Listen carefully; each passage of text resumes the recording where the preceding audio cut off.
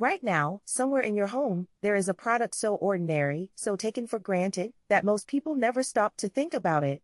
It sits quietly on a little chrome holder, waiting. And yet, if it disappeared tomorrow, the modern world as we know it would grind to a halt. Cities would face a public health crisis. Plumbing systems would fail. And people would panic because, as it turns out, we already know what happens when the supply runs thin. We saw it in 2020. We watched grown adults fight over it in supermarket aisles. We're talking, of course, about toilet paper. And the story of how a simple roll of thin, perforated paper became one of the most critical inventions in human civilization is far stranger, far older, and far more fascinating than you might ever expect. Let's go back. Way back. Before the roll, before the sheet, before even the concept of a dedicated bathroom product existed. For the vast majority of human history, personal hygiene after using the toilet was handled with whatever happened to be nearby. And depending on where you lived in the world and what century you were born into, that could mean almost anything. In ancient Rome, a civilization famous for its engineering, its aqueducts, its colosseums, the solution was something called a tersorium. Picture a long wooden stick with a sea sponge tied to one end. Now picture that same sponge sitting in a communal bucket of salt water in a public restroom, shared by every single person who walked through the door that day. Romans would use it, rinse it, and leave it for the next person. By modern standards, this is deeply alarming. But in the ancient world, this was considered perfectly normal, even civilized. Running water, communal spaces, shared resources.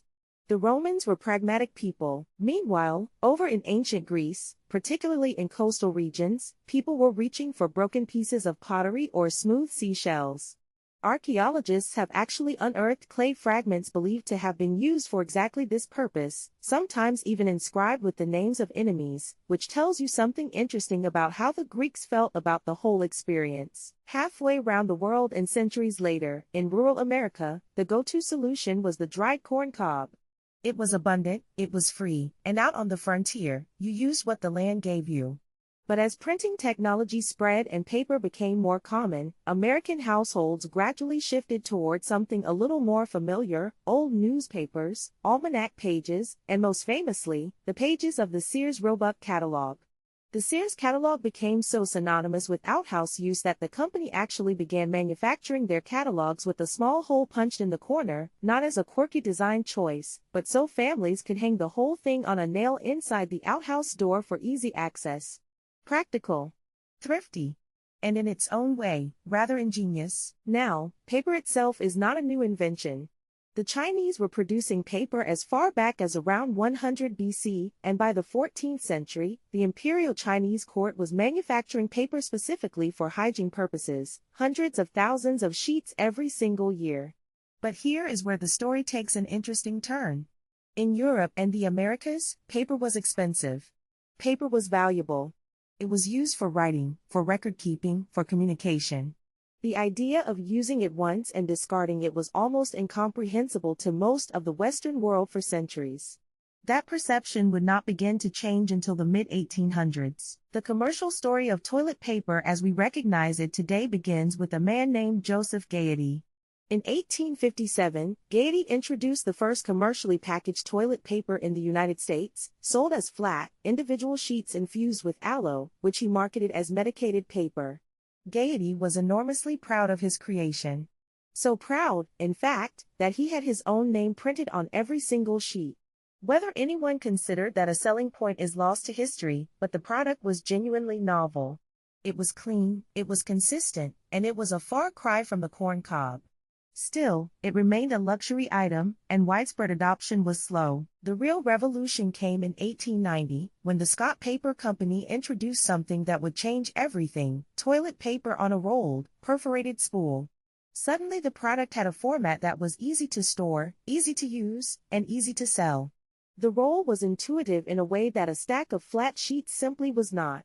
It fit neatly into the home. It fit neatly into the cultural moment. And it fit, eventually, into the little chrome holder on your bathroom wall. But even this wasn't quite the finished product we know today. Early manufactured paper was rough, unrefined, and left behind tiny splinters of wood fiber. This wasn't a minor inconvenience, it was a genuine problem. It wasn't until the 1930s that paper manufacturers finally mastered the process well enough to advertise their product as officially, proudly, splinter-free. That was considered a major marketing breakthrough at the time, which perhaps puts into perspective how different the experience had been before. But here is where the history of toilet paper shifts from being a story about personal comfort into something much larger. Because the reason toilet paper truly became a permanent fixture of modern life, the reason it became infrastructure rather than just a hygiene product, has everything to do with the cities we built. Throughout the 1800s, urban populations exploded. Hundreds of thousands of people packed into cities that were not prepared for them. Waste management was chaotic, sanitation was poor, and the consequences were catastrophic. Cholera swept through cities in waves. Typhoid fever was common. Dysentery killed thousands. These weren't distant rural problems, they were striking at the heart of the most modern, most advanced cities on Earth. London, New York, Paris. The public health response was to build underground. Engineers designed massive sewer and plumbing networks that would carry waste away from the population, treating it and diverting it safely. These systems were marvels of engineering. They also came with a very specific requirement. Flush plumbing, it turned out, was particular about what it could handle. Cloth rags, which many people had used for generations, were too heavy, too fibrous, too stubborn. Leaves, corn cobs, and thick catalog pages were even worse. They caught in the pipes, built up over time, and caused blockages that could cripple entire city blocks. The only material that dissolved quickly enough, broke down reliably enough, and moved smoothly enough through the new plumbing systems was paper. Soft, thin, dissolvable paper. Almost overnight, toilet paper went from being a convenience to being an engineering necessity. Cities literally could not function without it. The roll on your bathroom wall isn't just a personal product, it is a working component of the urban infrastructure beneath your feet. And that is why, when the supply disappeared from store shelves in the spring of 2020, the reaction was so extreme. On the surface, it seemed irrational. Toilet paper had nothing to do with the virus.